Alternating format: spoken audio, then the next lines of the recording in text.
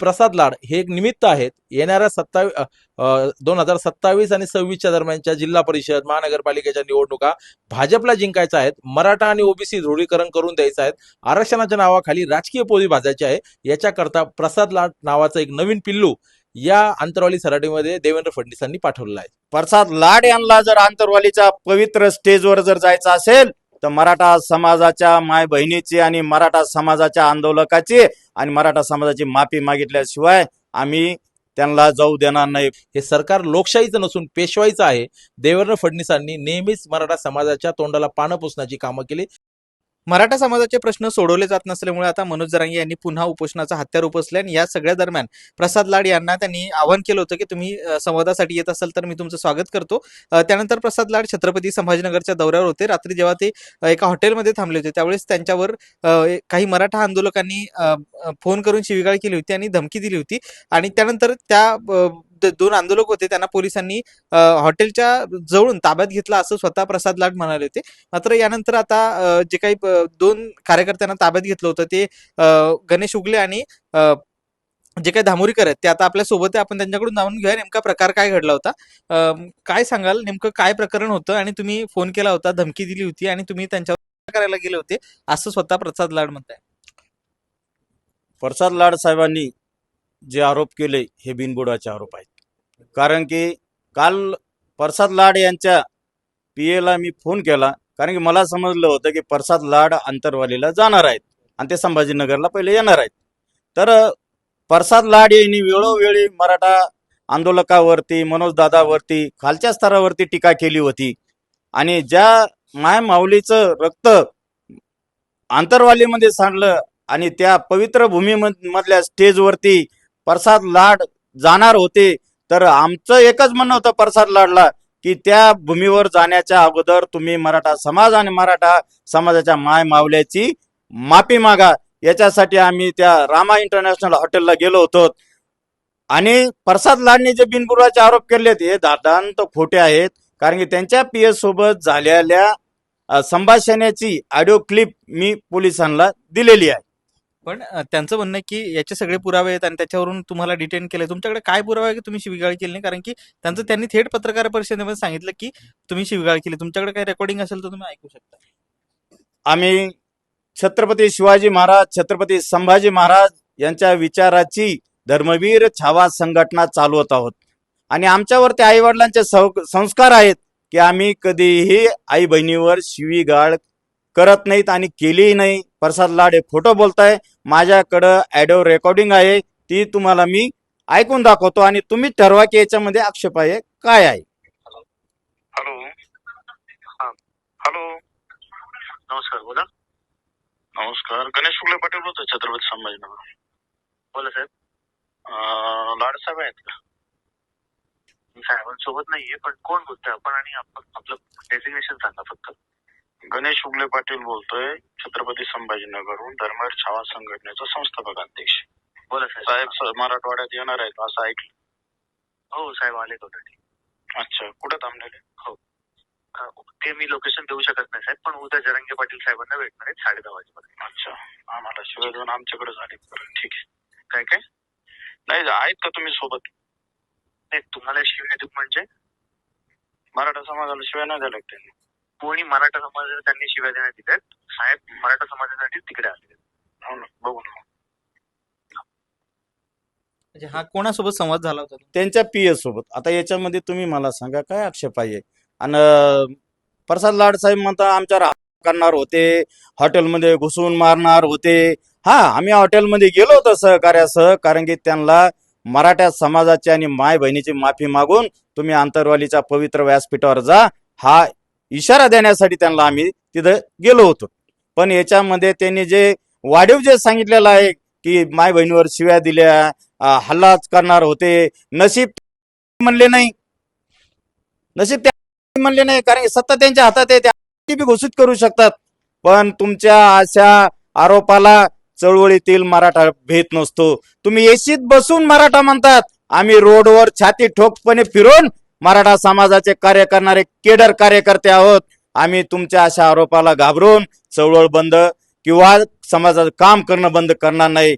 प्रसाद लाड यांना जर आंतरवालीच्या पवित्र स्टेजवर जर जायचं असेल तर मराठा समाजाच्या माय बहिणीची आणि मराठा समाजाच्या आंदोलकाची आणि मराठा समाजाची माफी मागितल्याशिवाय आम्ही त्यांना जाऊ देणार नाही. परत जर न माफी मागता जर गेले तर काळे झेंडे लोकशाही मार्गाने दाखवल्याशिवाय राहणार नाही. की काळे झेंडे दाखवून माफी मागावी लागेल असं त्यांचं म्हणणं आहे. आणखी जे सहकारी होते जे ज्यांचं नाव त्याच्यामध्ये आलं होतं ते योगेश धामोरीकर आपल्या सोबत आहेत. काय नेमका प्रकार घडला होता? तुम्ही धमक्या दिल्या आणि त्यांच्यावर करणार असं स्वतः प्रसाद लाड म्हणताय. प्रसाद लाड एक संविधानिक पदावर आहेत. मराठा आरक्षणाचे आंदोलक म्हणून आम्ही प्रसाद लाड यांना 20 तारखेला फोन करून संभाषण केलं होतं आणि त्या अनुषंगाने त्यांनी सांगितलं होतं की 22 तारखेला मी मनोज जरांगे पाटील यांना भेटण्यासाठी येत आहेत. मराठा क्रांती मोर्चाचं एक शिष्टमंडळ घेऊन आम्ही त्यांना भेटायला येऊ असं त्यांना आम्ही सांगितलं होतं. त्या अनुषंगाने काल रात्री आम्ही 10 वाजता रामा इंटरनॅशनल हॉटेलमध्ये त्यांची भेट घेण्यासाठी गेलो, परंतु त्यांच्या सिक्युरिटी सिस्टीमने आम्हाला सांगितलं की साहेब झोपलेले आहेत. त्या अनुषंगाने आम्ही परतत असताना या ठिकाणचे PSI अतुल येरमे यांनी आमच्यावर डायरेक्ट अटॅक केला, मारहाण केली आणि पोलिसांनी आमचं काही न ऐकता आम्हाला डिटेक्ट करून आज संध्याकाळी 5 वाजेपर्यंत त्यांच्या ताब्यात आम्ही ठेवलेलं होतं. परंतु माझं खरं तर प्रसाद लाड यांना म्हणणं आहे की तुम्ही आता सांगतात की मी मराठा आहे, मी मराठा आहे. मग त्या विधान परिषदेमध्ये, त्या विधानसभेमध्ये तुमचे आमदार किंवा तुम्ही स्वतः मराठा आरक्षणाच्या अनुषंगाने असेल किंवा आझाद मैदानावर झालेल्या आंदोलनाच्या अनुषंगाने असेल, जे आश्वासनं दिले होते त्या आश्वासनासाठी तुम्ही काय भांडलेत किंवा काय प्रश्न विचारलेत? आज तुम्ही सांगतात की मनोज दादा जरांगे माझे भाऊ आहेत, मी मराठा समाजाचा आहे, मी मराठा समाजाला 28 तारखेपर्यंत सगळ्या मागण्या मान्य करेल, नाही तर मी राजीनामा देईल. खरं तर तुम्ही राजीनामा याच्या अगोदरच दिला पाहिजे होता, पण देर आहे दुरुस्त आहेत. तुम्ही आमच्यावर किती आरोप करा, पण सच सच होता है और झूठ झूठ होता है. मनोज जरांगे पाटील आणि तुमची जी भेट झाली, ही भेट जर का काही वर्षांपूर्वी झाली असती तर मराठा समाजाला नक्कीच न्याय मिळाला असता. परंतु मनोज जरांगे पाटील यांचं 9वं उपोषण पर्यंत जे लोक उपोषण सोडायला आले ते रिपीटेड कधी येत नाहीत. दरवेळेस नवीन माणूस येतो, नवीन आश्वासनं येतात आणि नवीन संधी शासनाला त्या ठिकाणी मिळते. माझा आरोप आहे की प्रसाद लाड हे एक निमित्त आहेत. येणाऱ्या 2027 आणि 26च्या दरम्यानच्या जिल्हा परिषद महानगरपालिकेच्या निवडणुका भाजपला जिंकायच्या आहेत. मराठा आणि ओबीसी ध्रुवीकरण करून द्यायचं आहेत. आरक्षणाच्या नावाखाली राजकीय पोळी भाजायची आहे. याच्याकरता प्रसाद लाड नावाचं एक नवीन पिल्लू या अंतरवाली सराटीमध्ये देवेंद्र फडणवीसांनी पाठवलेलं आहे. पण हे सगळं म्हणजे तुम्ही म्हणता की तुम्ही तसं काही त्यांना हल्ला करण्याचं किंवा शिवीगाळ केलं नाही, तर हे मराठा समाजाच्या चळवळीला बदनाम करण्यासाठी रचलेलं षडयंत्र आहे. खरं तर मनोज जरांगे पाटील यांनी 16 तारखेला जी बैठक घेतली त्या बैठकीत त्यांनी पुन्हा एकदा एल्गार केला की 30 मेला मी अमर उपोषणाला बसणार आहेत. पण तत्पूर्वी 23 मेला महाराष्ट्रातील सर्व मराठा संघटनेची राज्यव्यापी चिंतन मंथन बैठक छत्रपती संभाजीनगरला होणार होती. त्या अनुषंगाने आम्ही मनोज जरांगे पाटलांना सुद्धा त्या ठिकाणी निमंत्रण पाठवलं होतं. उद्या या ठिकाणी चिंतन मंथन बैठक राजकीय अभ्यासक, मराठा अभ्यासक, कायदेशीर तज्ज्ञ यांच्या सगळ्यांच्या माध्यमातून तयार होऊन मराठा समाजाच्या आंदोलनाची योग्य दिशा, योग्य ट्रॅक ठरवणार होतो. परंतु हे शासनाला लक्षात आलं की ही सगळी भूमिका कोण निभवतोय, तर याच्या पाठीमागं आम्ही छत्रपती संभाजीनगरचे सगळे मराठा क्रांती मोर्चाचे समन्वयक होतो आणि त्यामध्ये मी लिडिंग पर्सनॅलिटी म्हणून पुढे आलेलो होतो. सातत्याने मी मराठा आरक्षणाची भूमिका मांडतोय आणि मला जाणीवपूर्वक त्या ठिकाणी पोलिसांच्या माध्यमातून मारहाण करून मला दबाव टाकून मला कायद्याच्या अनुषंगाने अडचणीत आणण्याचा प्रयत्न या ठिकाणी या सरकारने केलाय. हे सरकार लोकशाहीचं नसून पेशवाईचं आहे. देवेंद्र फडणवीसांनी नेहमीच मराठा समाजाच्या तोंडाला पानं पुसण्याची कामं केली. ज्या योजना चालू होत्या त्या योजना बंद केल्यात. आझाद मैदानावर विखे पाटलांनी येऊन जे हैदराबाद गॅझेट नावाचं एक मृगज आमच्याकडे दिलेलं आहे, असं कुठलंही हैदराबाद गॅझेट लागू झालं नाहीत. परंतु आंदोलक आणि विरोधक हे दोन्ही सांगतात की हैदराबाद गॅझेट लागू झालं. आता काल परवा मनोज जरांगे सुद्धा म्हटले की 308 प्रमाणपत्र हैदराबाद गॅझेटनुसार निघले. माझा दावा आहे, मी कालही कमिशनर या ठिकाणी विभाग आयुक्तांना भेटलो, एकही प्रमाणपत्र नवीन 2 सप्टेंबरच्या GRच्या अनुषंगाने हैदराबाद गॅझेटची जी व्याख्या आहे त्याच्यानुसार निघलेलं नाहीत. जवळपास 3 लाख प्रमाणपत्र निघले, 51,000 नोंदी निघल्यात. हे श्रेय मनोज जरांगे यांच्या माध्यमातून उभं राहिलेल्या आंदोलनाचं आहे. परंतु गेल्या 8 महिन्यापासून आमच्या मराठा समाजाची फक्त 300 प्रमाणपत्र निघतात. मग समाजाला आझाद मैदानाच्या आंदोलनातून मिळालं काय, हा साधा प्रश्न आम्ही आंदोलक असतील किंवा सरकार असतील या दोघांना विचारला तर आम्ही प्रश्न विचारतोय म्हणून आम्हाला कुठेतरी आमचा आवाज दाबायचा, सत्य समाजासमोर येऊ द्यायचं नाही आणि यांच्या राजकीय पोळ्या भाजून घ्यायच्या आहेत. हे भाजपाचं षडयंत्र आहे. या अनुषंगाने प्रसाद लाड म्हणतात की माझ्यावर जीव घेण्याचा प्रयत्न त्यांनी केला, करण्याचं त्यांचं षडयंत्र होतं. रामा इंटरनॅशनल हॉटेलमध्ये 100 पोलीस त्या ठिकाणी होते. त्या ठिकाणी रामा इंटरनॅशनल हे 3 स्टार हॉटेल आहे, त्यांची सिक्युरिटी आहेत. लाड हे एका रूममध्ये, एका ब्लॉकमध्ये बसलेले होते आणि आम्ही त्या हॉटेलमध्ये जाऊन त्यांच्या शकतो. थोडी तरी लाज बाळगा लाड, तुम्ही स्वतःला मराठा सांगतायत. आमच्यासारखे आंदोलक सातत्याने गेल्या 20-25 वर्षापासून समाजाची बाजू लावून धरतायत आणि तुम्ही स्वतःची राजकीय पोळी भाजण्याकरता मराठा समाजाच्या आंदोलकांना बदनाम करतायत. पण तुम्ही कितीही बदनाम केले, तुम्ही कितीही खेळ्या केल्या, पण मराठा समाज आता सत्याची बाजू स्वीकारणार आहेत. जे जे त्या ठिकाणी आम्हाला आडवे येतील त्यांना आता आम्ही लोकशाही मार्गाने प्रश्न विचारू, त्यांच्यावर वैचारिक आणि प्रश्नांचे हल्ले करू.